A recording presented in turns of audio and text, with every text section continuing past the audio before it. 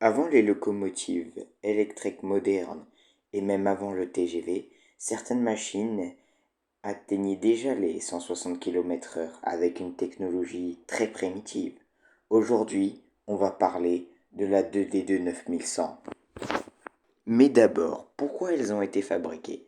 Après la Seconde Guerre mondiale, la SNCF fait une grosse électrification du réseau en 1500 volts courant continu. L'objectif des trains rapides, lourds, à vitesse élevée, une fiabilité maximale. La naissance et l'entrée en service des 2D2 9100 se fait entre 1950 et 1951. Et les 2D2 ont été construites par Alstom et Fives Lille. Il y a eu seulement 35 locomotives à la série. Elles possèdent une disposition d'essieux 2D2, deux essieux porteurs à l'avant, quatre essieux moteurs rigides et deux essieux porteurs arrière. Cela procure une stabilité exceptionnelle à grande vitesse. Et elle a une masse en service de 144 tonnes, une puissance de 3700 kW et une vitesse maximale en service de 160 km/h. C'est une machine qui fonctionne en 1500 volts courant continu. Et sur ces pantographes, un seul est levé en service pour limiter l'usure de la ligne. Certaines locomotives peuvent lever les deux en même temps, mais les 2D de 9100 ne peuvent pas le faire, donc seulement un seul pantographe à la fois. Elle possède un disjoncteur ultra rapide principal à air comprimé. Il prend en charge les coupures, les surcharges, les courts-circuits, les surtensions et les défauts d'isolement. Il a un temps d'ouverture de seulement quelques millisecondes. Niveau de la chaîne de traction des 2D2, elles utilisent un moteur à courant continu en série. Ce moteur a quand même un avantage. Il a une vitesse autorégulée par charge. Niveau de son cycle de fonctionnement moteur, en première étape, il y a la mise sous tension. Le courant est limité par les résistances de démarrage. Ensuite, l'accélération progressive. Le conducteur réduit progressivement les résistances. La pleine excitation. Le moteur reçoit une tension quasi directe.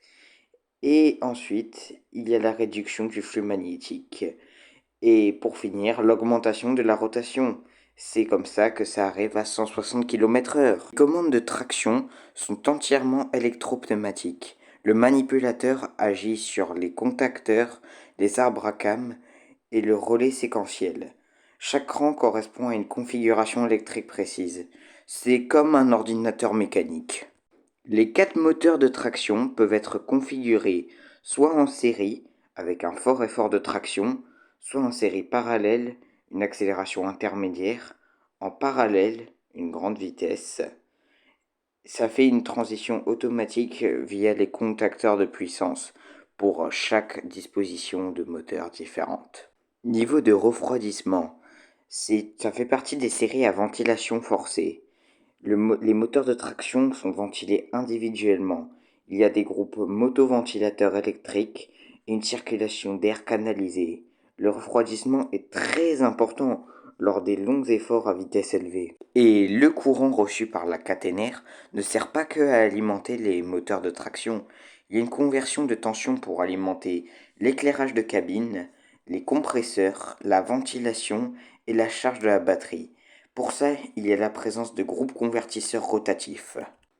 Pour son système d'éclairage, il y a des différents types d'éclairage. Les feux blancs avant puissants, les feux rouges arrière, l'éclairage de la cabine indépendant et l'éclairage pupitre basse intensité.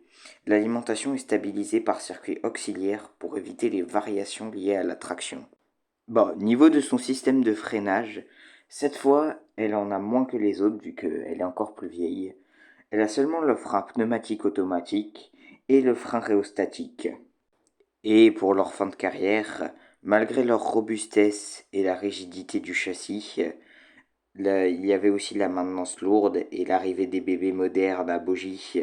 Leur retrait a été progressif dans les années 1980. Comme conclusion, les 2D de 9100 représentent l'électrique classique, les débuts, la puissance, la précision et l'intelligence entièrement mécanique. La semaine prochaine, on démonte une autre antiquité du rail, ou alors un truc moderne, ça dépend. Mettez un commentaire et abonnez-vous pour ne rien rater.